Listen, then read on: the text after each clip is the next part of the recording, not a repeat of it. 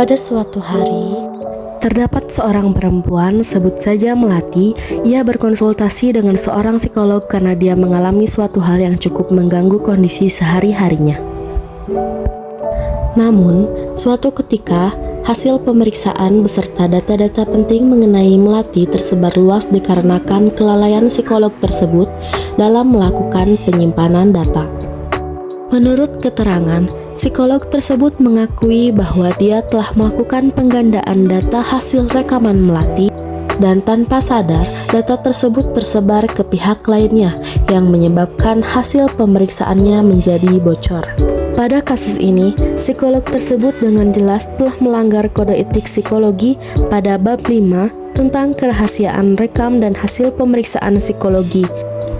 Meskipun psikolog tersebut mengaku tidak sengaja telah melakukan hal itu, namun tetap saja yang dilakukannya telah merugikan kliennya. Lalu, apa saja sih isi tentang bab 5 tersebut?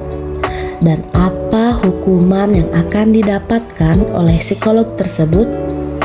Mari kita simak ya teman-teman. Berikut merupakan isi dari bab 5 yang dapat dikaitkan dengan kasus tersebut.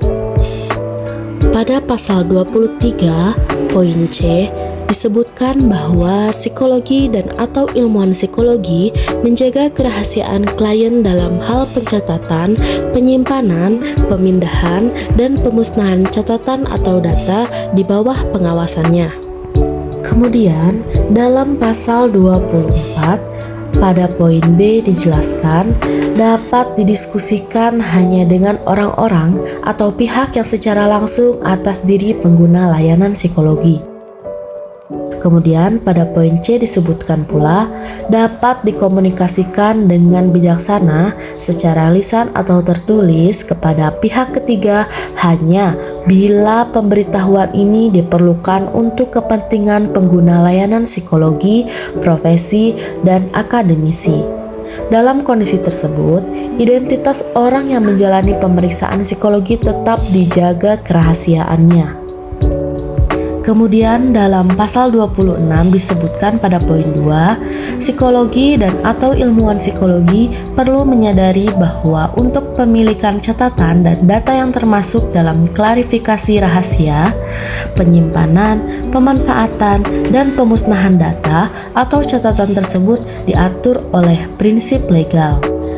Pada poin 5 juga disebutkan bahwa dalam hal diperlukan pengungkapan rahasia, maka psikolog dan atau ilmuwan psikologi dapat membuka rahasia tanpa persetujuan klien hanya dalam rangka keperluan hukum atau tujuan lain, seperti membantu mereka yang memerlukan pelayanan profesional baik secara perorangan maupun organisasi, serta untuk melindungi pengguna layanan psikologi dari masalah atau kesulitan. Kemudian dalam pasal 27 pada poin C disebutkan bahwa psikolog dan atau ilmuwan psikologi tidak membuka kerahasiaan pengguna layanan psikologi serta orang yang menjalani layanan psikologi untuk keperluan penulisan, pengajaran, maupun pengungkapan di media. Kecuali kalau ada alasan kuat untuk itu dan tidak bertentangan dengan hukum. Lalu, apa ya hukuman yang layak diberikan untuk psikolog tersebut? Jadi, kemungkinan mengenai hukuman yang akan diberikan dikembalikan lagi kepada Majelis Himpunan Psikologi agar lebih tepat untuk mengambil tindakan dalam kasus ini.